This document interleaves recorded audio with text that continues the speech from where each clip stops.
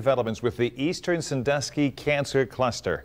This is a story that we have followed very closely for years now. The U.S. EPA now has investigators in the Clyde area testing air, soil, and water for possible contamination. This after dozens of kids were diagnosed with cancer in a short time span. Colleen Wells has more from Clyde, new at 5. This is the first site that the U.S. EPA is testing in Clyde. It's a now open field, and crews have been out collecting soil samples, doing all sorts of surveys here, looking for possible contamination. This testing from the U.S. EPA is something families of the cancer cluster have wanted for years. This is a geoprobe taking underground samples to be tested for possible contamination at the former formulated product site. It's testing that's been a long time coming for Warren Brown.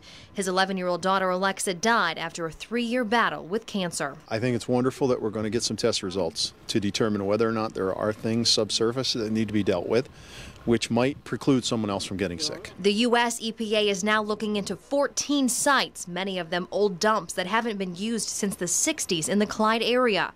4 of the sites are owned by Whirlpool. Investigators will conduct geophysical surveys looking for possible burial sites 20 feet below ground. It's tough to do. We're here to see what's there. I mean, we don't go in there hoping to find something. We don't go there thinking something will be there. We just don't know what's going to be there. The Ohio EPA identified the 14 sites for possible contamination after the state did its testing. We're going further. They didn't look at these 14 sites. They just said, they may be of concern. The EPA says it will likely take 3 weeks to physically collect all of the samples, with results possible by late spring or early summer. The Browns have been on a crusade for this kind of testing for years. Still, they're not confident results will be conclusive. Whatever window of opportunity we had to determine what caused the cancer cluster, I believe and have believed, is gone. Is this going to tell us the cause of the cancer cluster? I don't think so. They say even with the testing, their fight for funding for childhood cancer research will continue. In Clyde, Colleen Wells, WTOL 11.